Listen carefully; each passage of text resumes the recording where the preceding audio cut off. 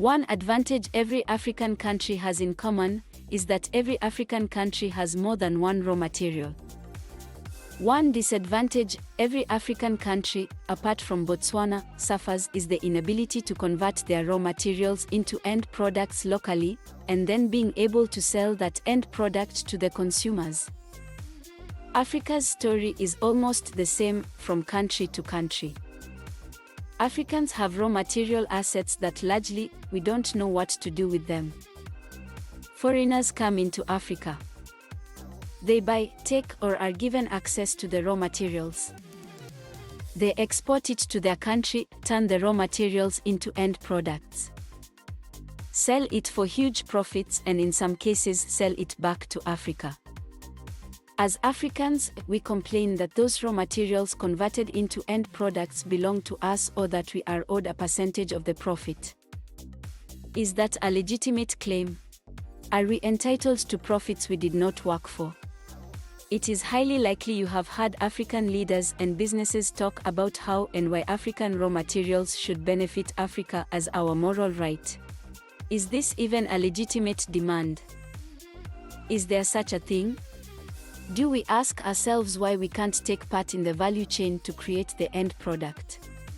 The answer is not as straightforward as it sounds and requires a lot more intelligence. We have seen African raw materials be a curse to the communities they come from, however, can they also be a blessing? This video will demonstrate some of these points based on the research we have conducted. We have broken the topics into 4 key parts. The first part will discuss why Africa cannot convert its raw materials into end products. It is essential for us to understand our strengths and weaknesses. The second part will discuss the raw materials ecosystem and demonstrate why African raw materials do not benefit Africans and why Africa is left out of the raw materials ecosystem.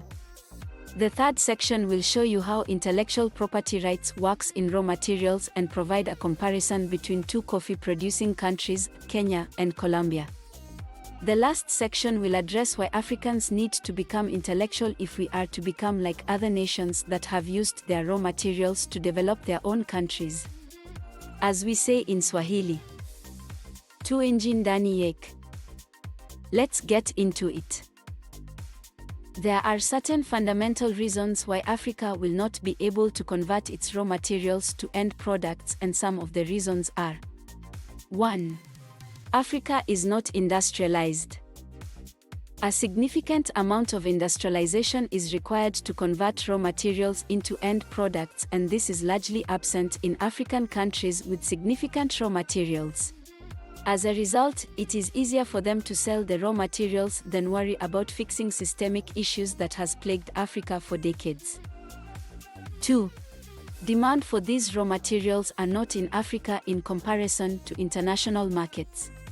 Many people confuse this topic. When we say demand, we do not mean the consumers of the product, but rather we mean the buyer who is willing to travel to where the raw material is located to make a purchase. Nigeria and Cameroon are neighbors, but you will find more international raw materials buyers in Cameroon than you would find Nigerian raw materials buyers. This is mainly because international buyers have a higher buying power comparatively speaking. 3. Intra-Africa trade is very difficult, and as a result, it is cheaper to get raw materials from Cameroon to France than it is from Nigeria to Cameroon. 4. Naturally, it is easier and cheaper to sell raw materials than end products. This is mainly because farming is less intensive than manufacturing. Farming requires less energy, and once the raw material is produced, the farmer's job is done. The next key challenge is logistics to get the raw materials to the factory. This is usually a headache for the buyer. The conversion of raw materials to end products is intellectually challenging the higher up you go in the value chain. Many people that criticize Africa on its inability to create end products in Africa underestimate the amount of intellectual processes that is required to produce an end product to a market and meet all the market requirements. By way of example, if an African farmer wants to sell his or her end product to 10 countries, He or she has to speak the languages in those countries, hire people in each country to negotiate for him, and have consultants to localize his products in those 10 countries. All this before he sees a penny of profit. One must not forget that the average African farmer may not even have a passport, let alone be able to get a visa to these countries. Lastly, the consumer market dictates the end product and demand for it. By this we mean, Greek retailers will often dictate what products they want to sell to their Greek customers in Greece, and very often will be very specific on the look and feel of the product. Italian, French, American, and Swiss buyers will do exactly the same. For each market, an end product is to be sold in, a whole industry needs to be set up, with marketing strategies, sales offices, and points of presence. In conclusion, the reason Africa cannot convert its raw materials to end products are major market issues that Africa cannot fix overnight. They are deep-rooted issues that Africa may never solve. If you think about any raw materials and their end products, it will not be surprising to conclude that they almost operate in two separate worlds. Take a look at cocoa and chocolate and you will realize that the skills and expertise needed for cocoa farming is almost totally different from that needed for chocolate. The journey for raw materials starts with a producer or farmer who plants the raw materials.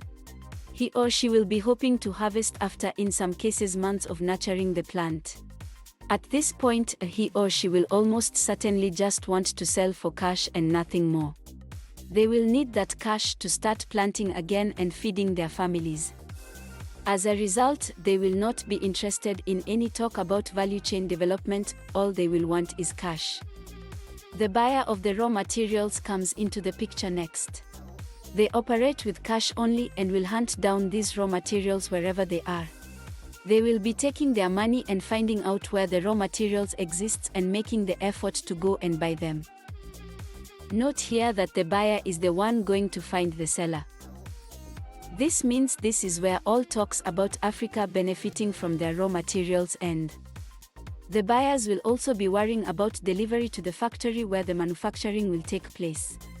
This is why you have not seen good roads where raw materials exist in Africa, because farmer is not thinking beyond selling the produce, and it is the buyer that has to take the delivery of the purchase. The buyer will only operate on the basis of demand and supply. No one buys a produce if there is no demand for it. The buyer will expect to make a profit at this stage. The factory where the raw materials will be deposited to be processed is going to be located as close to where they will be sold as possible. This is in order that they can deliver to the consumers. This manufacturer has to think about product design. You will notice that other than selling the concept of Africa here, there is no obligation to the African community that the raw materials came from.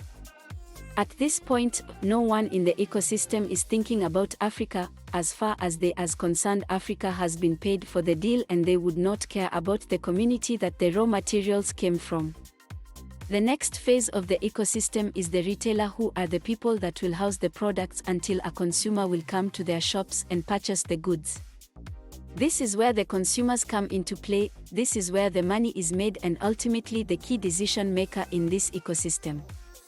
What the consumer wants will dictate the entire ecosystem, and you will notice Africa is a distant thought at this point.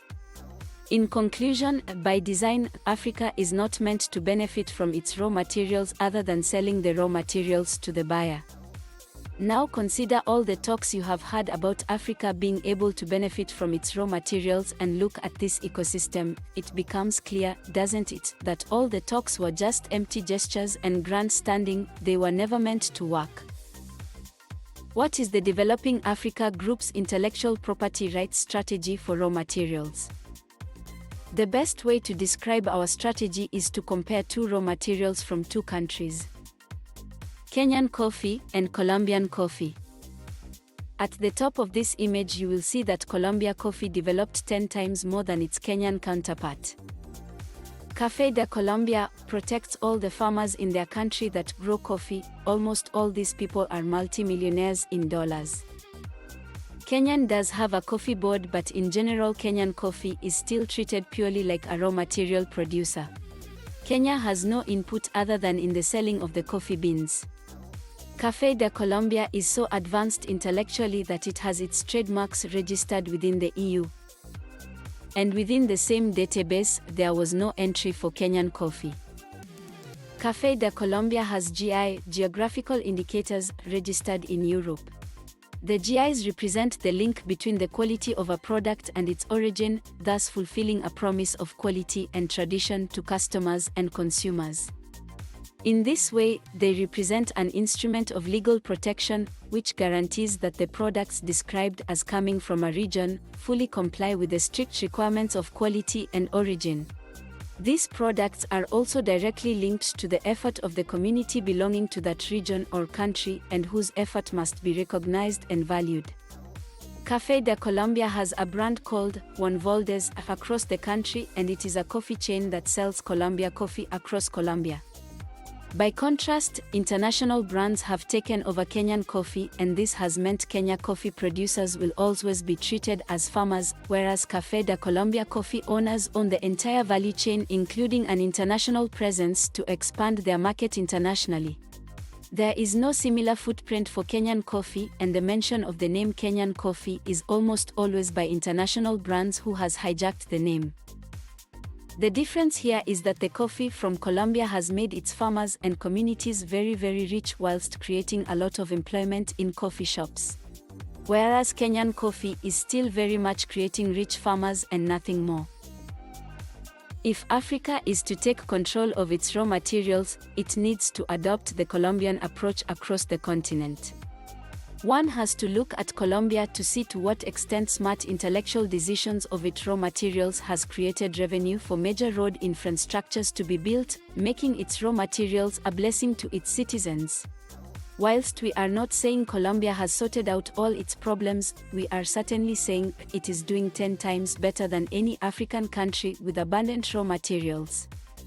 Africa needs to lead the raw materials game intellectually. It may not be possible in our lifetime to industrialize Africa, but it is certainly possible in the next 10 years to enable African raw materials to start benefiting African communities. The only way Africa can do that is to implement a raw materials intellectual property rights commercialization strategy that can be applied across the continent.